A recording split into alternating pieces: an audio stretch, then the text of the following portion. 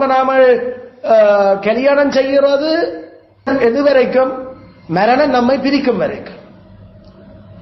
பவுல் சொல்ற திருமண உடன்படிக்கைக்கு உட்பட்ட ஒரு ஆள் அவள் மனுஷன் இறந்தா அவள் அந்த பிரமாணத்தில் நின்று விடுதலையாக்கப்பட்டு இருக்கிறார். அப்ப கல்யாணத்தை உடைக்கிறது எதுவா இருக்க வேணும்? கல்யாணம் ஒன்று தகப்பன் அல்லது அந்த மனுஷியும் இனி நாம கல்யாணம் இல்ல, நாங்கள் வேற ஒரு தனித்தனியாக்கள் என்று பிரிஞ்சு போறதுக்கு அதைத்தான் உடைக்கிறது. உடைகிறதுக்கு இருக்கக்கூடிய ஒரே ஒரு ஆண்டவர் சொல்லி இருக்கிற விஷயம் என்ன? மரணம். மரணம் மரணம் செத்தாத்தான் அது மனுஷன் செத்தா அல்லது மனுஷி இறந்தா அதுக்கப்புறம் அது திருமணம் இல்லை. அப்ப திருமணத்தை உடைக்கக்கூடியது என்ன? மரணம் மட்டும். நம்ம ஆட்கள் இந்த கார் வாகனங்கள் எல்லாம் வேண்டியக்குள்ள அது விக்கேக்கல ஒரு வேல்யூ இருக்கிறத ஜோசி தான் கனகர் கார் வாங்குறது. அத நாம தொடர்ச்சியா நம்ம வாழ்க்கை ஃபுல்லா பயன்படுத்தும் வரைக்கும் பயன்படுத்துவோம் என்று கனகர் வாங்குறது இல்லை. அதை சந்தர்ப்ப முறைகளை விற்கலாம், கொள்ளலாம். அப்படித்தான் பொதுவா நம்ம இஞ்சான் அப்படி வீடு கட்டைகளை எப்பயாவது விற்கலாமண்டா. நம்ம வீடு கட்டுறோம், நாம இல்ல வீடு கட்டினா வாழும் வரைக்கும் நாம வாழ்றோம். ஆனா இந்த சொத்துகள் சிலர்கள் செய்ய அவ திருப்பி ரீசேல் வேல்யூ என்ன, இதெல்லாம் பிசினஸ் மைண்ட். கடைசியில அப்ப நம்மளுக்குல விற்கக்கூடிய மாதிரி நான் வாங்குறத பயன்படுத்துறது பிறகு நான் விற்கணும். அதுல நான் வாங்க போறது அது பட்டை அடிச்சு அது கடைசி தேய்மானம் அடையும் வரைக்கும் நான் பயன்படுத்து, அதுக்கேற்ற மாதிரி நான் பாதுகாப்பா பயன்படுத்துறேன். திருப்பி விற்கிறதுக்கெல்லாம் நான் வேண்டுறது இல்லை.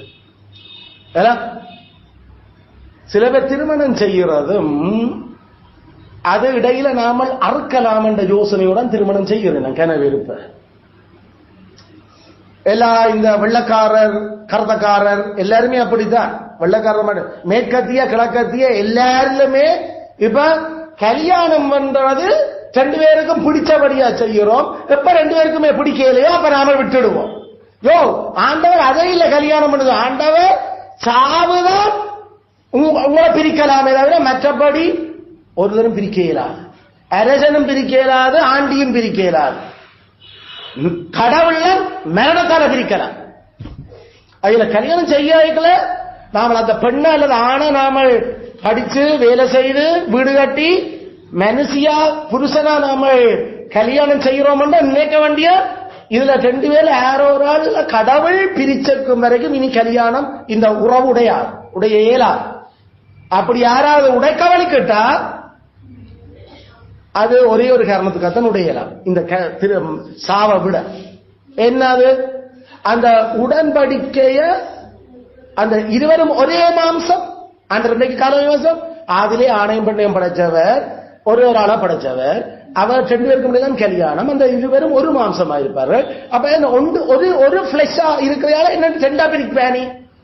அப்ப ரெண்டா பிரிபட வேணும்டா அந்த ஒரு பிளஷ் என்றதுல ஏதோ ஒரு பிரச்சனை அங்க வர வேணும்.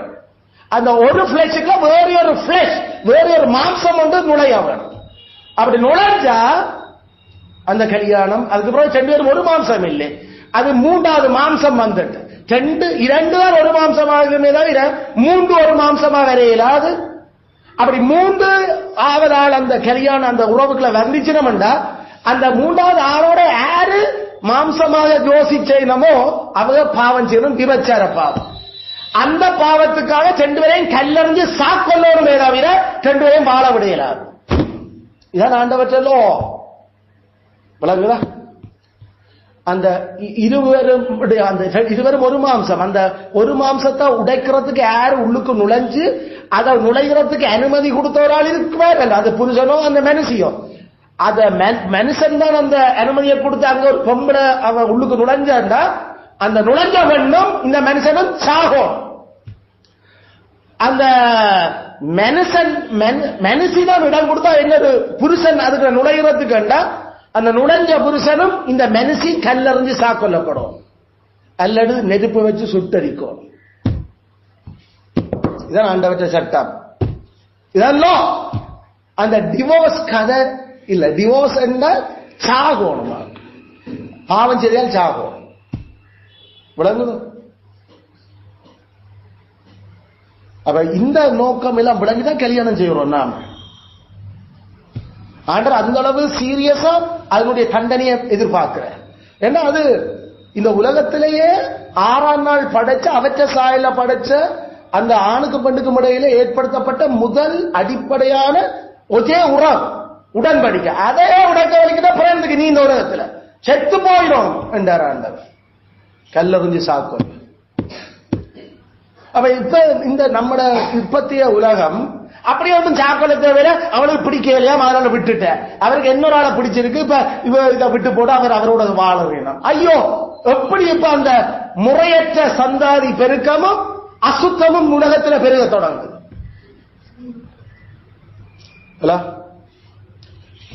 இப்படிப்பட்ட ஒரு பெரிய அசுத்தமான திருமண உறவுகள் நோவாட காலத்துல ஆண்டவர் உலகத்தை அழிக்க வலிக்கிட்டார்.